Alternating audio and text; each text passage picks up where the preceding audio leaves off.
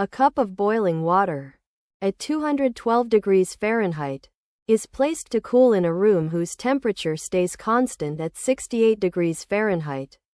Suppose the difference between the water temperature and the room temperature is halved every 5 minutes. What is the water temperature in degrees Fahrenheit after 15 minutes?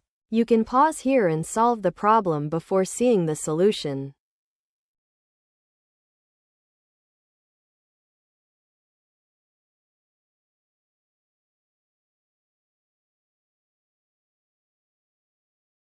Let's start with the temperature difference.